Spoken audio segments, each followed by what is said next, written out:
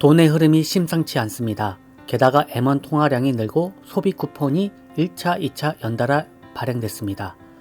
9월 수출은 역대 최대, 미국 연준은 10월 금리 인하설까지 돌고 있습니다. 최근 시장의 움직임 뭔가 심상치 않다고 느껴지시죠?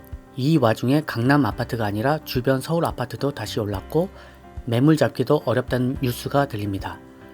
이런 상품들이 양극화로 좋은 것은 알겠는데 그럼 아파트 말고 빌라, 상가, 건물은 지금 어디쯤 와 있을까요? 627, 97 부동산 대책을 정부가 내놓은 뒤로 지금은 시장 전체가 다시 출렁이고 있습니다.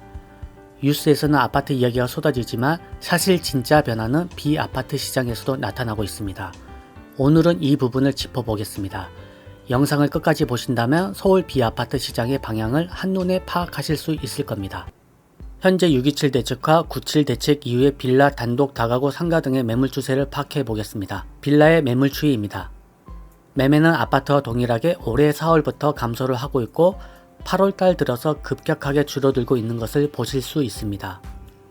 전세와 월세의 매물 추이는 올해만의 상황이 아니라 몇 년에 걸쳐서 감소폭이 매매보다 훨씬 심각하다는 것을 보실 수 있습니다. 참고로 거래량도 다른 연도에 비해서 증가한 것을 알 수가 있습니다. 누구나 피할 것 같은 빌라에도 변화의 모습이 보입니다. 아파트는 6월에는 강남 4구 거래량이 탑을 달렸지만 현재는 주변 10억 선의 아파트들이 있는 노원구, 성북구 등의 아파트들이 거래량이 증가했습니다. 토지와 건물의 매물 추이입니다. 토지와 건물도 아직도 지속적으로 매물이 쌓이고 있는 상황입니다. 상가 월세 매물 추이입니다.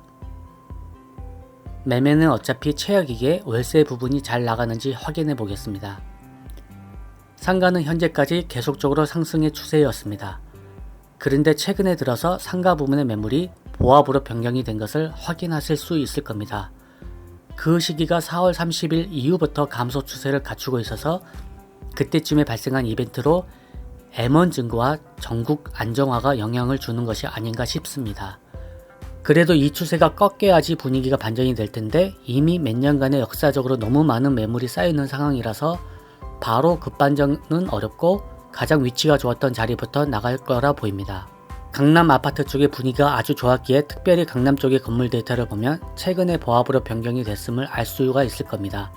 강남 3구 아파트 흐름과 그래도 같이 움직이는 것을 알 수가 있을 겁니다. 그러나 아파트의 상승만큼은 아직도 미치지 않는 것으로 보입니다. 정리하면 비아파트 중에서 빌라 쪽이 대표적인 주거 상품으로 아파트의 연동이 되기에 같은 움직임을 유지하고 있습니다. 특히 재개발 빌라의 거래량이 많을 거라 생각이 되어집니다. 그 외 비아파트 분야는 아직도 차가운 상태임을 알 수가 있는데요. 심지어 그곳이 강남에 있을지라도 예전에 비해서 아직도 약간 주춤한 상황인 것 같습니다. 그나마 KB 지표를 보면 최근 3년에 비해서 지표가 좀 올라가 있는 것을 확인하실 수 있습니다. 현재까지는 지표상으로 알려드린 것이고 현직에서 느꼈던 상황은 정확히 8월 말부터 빌라 쪽 문의가 많이 오고 다른 중개사 분들도 이 전화콜이 확실히 늘었다고 얘기합니다. 그리고 전월세는 정말 없어서 남아있는 것들은 소유권 이전을 하면서 보증금 전세 대출이 막힌 매물이거나 주인이 대출이 많아서 임차인 대출이 막힌 경우에 매물만 남아있는 경우가 많았습니다. 특히 비아파트 주거용은 보증보험을 들 수 있는 것을 찾기가 너무 어려워서 중개사분도 포기하고 손님들도 포기하는 경우가 많았습니다.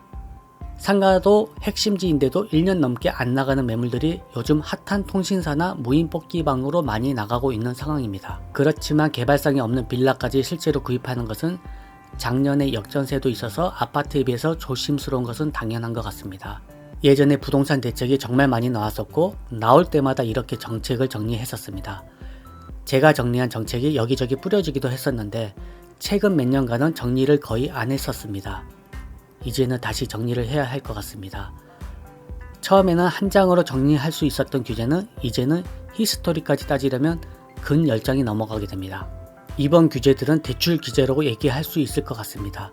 수도권에서 무주택자 LTV 80%에서 70% 조정을 했고 1주택자는 70%에서 50% 그리고 40%로 변경이 됐습니다.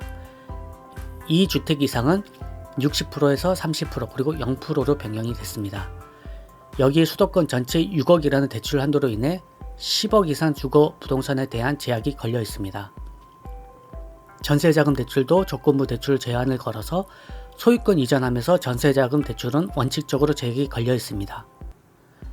보통 사람들의 평균 대출 금액은 시세 대비 40%라고 합니다.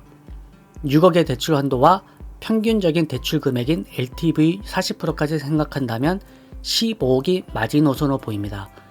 그러니 무주택자 중에서 내가 살 수 있는 최고의 아파트 기준으로 15억에서 10억 선의 아파트들이 현재 가장 곽강을 받고 있는 것 같고 성동구 분당들이 가장 주목을 받고 있는 것 같습니다. 이런 규제를 정리하다 보면 다음을 위해서 빼놓은 부분들이 눈에 띄게 됩니다.